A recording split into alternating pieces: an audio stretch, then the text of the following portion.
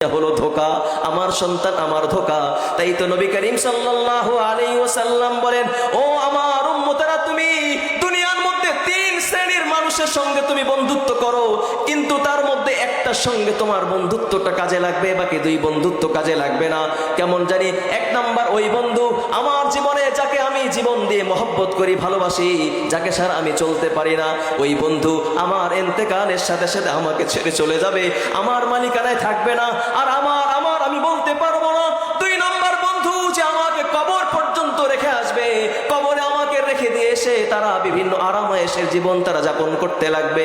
ও দোস্ত, তিন নম্বর আরেকটা বন্ধু যে আমাকে কবরে পর্যন্ত রাখবে, এতটুকু না, কবর অন্ধকারের মধ্যে আমার ঘরে আলো হয়ে থাকবে। শুধু তাই নয়, যখন ফেরেশতারা এসে আমাকে সওয়াল জবাব করবে, আমার সামনে ব্যারিকেড হয়ে দাঁড়াবে, আমার সামনে বাধা হয়ে দাঁড়াবে, আমার সামনে যত বিপদ আসবে সমস্ত বিপদকে মোকাবেলা করবে। শুধু তাই নয়, কবর জগতের পরে যখন আমি হাসর জগতে উপস্থিত হব, কিয়ামতের ময়দান করুণ এক পরিস্থিতি হবে। আল্লাহ কোরআনে কারীমের সূরা আবাসা খুলে দেখেন, আল্লাহ পাক রব্বুল আলামিন বলেন, ইয়াউমা ইয়াফিরুল মারউ মিন আখিহি ওয়া উম্মিহি ওয়া আবি ওয়া সাহিবাতিহি ওয়া বানি।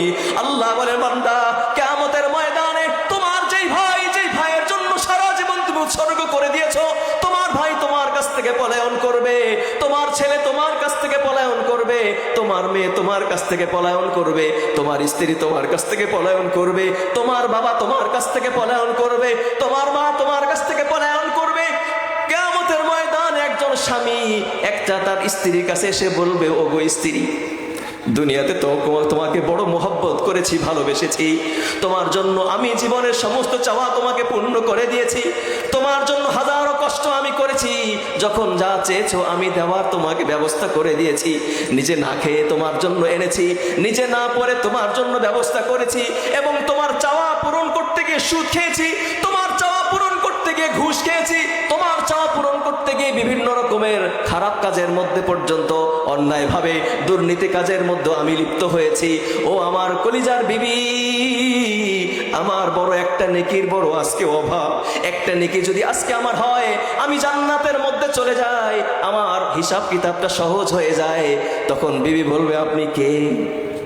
বলে, আমি তোমার স্বামী আব্দুর রহমান। কোন আব্দুর রহমান? তখন স্বামী বলবে, ওই যে আব্দুর রহমান, তোমার সঙ্গে আমার বিবাহ হয়েছে, আমাদের 4টা সন্তান। তখন স্ত্রী বলবে, না না না, ওই যে ভদ্রলোক, আপনাকে তো আমি চিনি না, জীবনে দেখেছি বলে মনে হয় না, আর দুনিয়াতে তো আমার বিয়েই হয় নাই, বাচ্চা কোত্থেকে আসলো? ও মুসলমান ভাইরারে আমার, এমনই ভাবে সন্তান যখন তার মায়ের কাছে এসে বলবে, মা একটা নেকি দাও না, সারা জীবন তো আমার জন্য অনেক কোরবানি করলা, মা জবাবে বলবে, বাসা আমার তো বিয়ে হয় নাই, তুই আবার পয়দা হলি কবে? ও মুসলমান, এমন এক হালত তৈরি হবে, এমন এক অবস্থা তৈরি হবে, যেই জায়গায় প্রত্যেকটা মানুষের একই অবস্থা হবে, ইয়া নাফসি ইয়া নাফসি, আমি শুধু নিজে বাঁচতে চাই, সারা দুনিয়া গোল্লায় যাক, কেউ কাউকে চিনবে না, কেউ কাউকে পরিচয় দিবে না, কেউ কাউকে সহযোগিতা করবে না। এই জন্য আল্লাহ পাক রব্বুল আলামিন বললেন, ওয়ামাল হায়াতুদ দুনিয়া ইল্লা মাতাউল গুরুর। আল্লাহ বলছেন, বান্দা, এই দুনিয়ার জীবন ধোঁকা, তোমার সন্তান তোমাকে ধোঁকা দিবে, তোমার স্ত্রী তোমাকে ধোঁকা দিবে, তোমার মাল তোমাকে ধোঁকা দিবে। এই জন্য আমাকে আপনাকে দুনিয়ার সাথে এমন ভাবে মহব্বতে জড়া যাবে না, যে মহব্বত করতে গিয়ে আসল মহব্বত থেকে আমি দূরে সরে যাই। এই জন্য রাসূল বলছেন, তুমি দুনিয়ার মধ্যে 3 রকমের মহব্বত তুমি করো, তার মধ্যে 1 নম্বর মালের সাথে তোমার মহব্বত। এই মহব্বত তুমি করলা, মাল তোমাকে বন্ধু তোমার মনে হবে, তোমার আপন মনে হবে, হাজারো বিপদে মাল তোমাকে সহযোগিতা করবে, কিন্তু তোমার যখন মৃত্যু হয়ে যাবে, মৃত্যুবরণ করার সাথে সাথে এই মাল কিন্তু তোমার আর নাই। তখন তোমার মাল বলবে না, তুমি তো নাই, তোমার নামও নাই, তুমি হয়ে যাবে লাশ।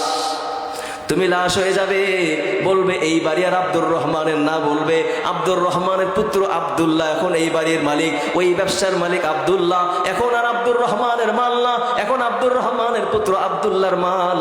তোমার মাল তোমার কাছ থেকে চলে যাবে।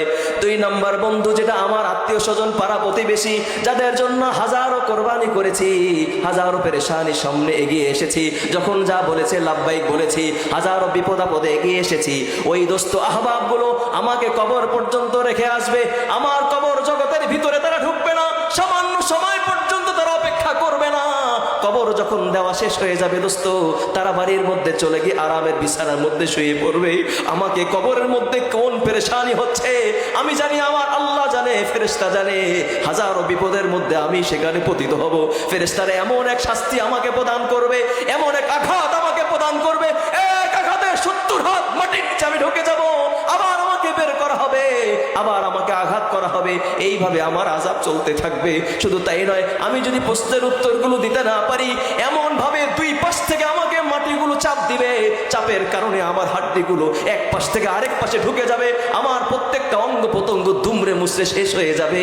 ও দোস্ত, ওই সময় আমার ওই বন্ধু আমার সঙ্গে থাকবে, যেই বন্ধু হলো আমার জীবনের নেক আমল। এই জন্য দোস্ত, বন্ধু বানাও কাকে? নেক আমলকে, যেই বন্ধু তোমার হাজারো বিপদে তোমাকে ছেড়ে চলে যাবে না। এই জন্য বন্ধু বানাবো কাকে? আল্লাহর গোলামি, ইবাদত, বন্দেগী, এটাই আমার আসল বন্ধু। নামাজ আমার আসল বন্ধু, রোজা আমার আসল বন্ধু, যাকাত আমার আসল বন্ধু, আল্লাহর রাস্তায় দান খয়রাত এটা আসল বন্ধু, আল্লাহর রাস্তায় সদকা আসল বন্ধু, আল্লাহর গোলামি এটা আমার আসল বন্ধু। দুনিয়ার বন্ধু আমার কাজে আসতেও পারে, না আসতে পারে, কিন্তু ওই বন্ধু অবশ্যই আমার বিপদের মধ্যে কাজে আসবে। এই জন্য আল্লাহ আমাদের সকলকে কোন বন্ধু বানাবো? কথা বলেন। নেক আমলের বন্ধুকে আমি আমার জীবনের সাথী বানাই। ও মুসলমান ভাইরা আমার, তাহলে এই যে এই দুনিয়ার মধ্যে আমি আপনি আজকে আসি, কালকে নাই, যে কোনো মুহূর্তে আজরাইল আমাকে এসে আমাকে কবর জগতের বাসিন্দা বানায় দিবে, আমাকে হাসর জগতের বাসিন্দা বানায় দিবে। ওই কিয়ামতের ময়দানে আমি আপনি যারা নিজেকে মুসলমান বলে দাবি করি, সবাই চায় একটাই বড় মনে আশা, কি? আল্লাহ যেন মাফ করে দেয়। নাকি? আমাদের দুনিয়া জীবন যাই যাক না কেন, মোটামুটি ডাল ভাত খেয়ে যেভাবেই যাপন করি না কেন, পরকালে সবার আশা, নামাজ পড়লেও আশা, না পড়লেও আশা, আল্লাহ যেন 1 নম্বর মাফ করে দেয়, 2 নম্বর আল্লাহ যেন জান্নাত দেয়। এই আশা আমাদের আছে না নাই? কার কার আছে? আল্লাহু আকবার।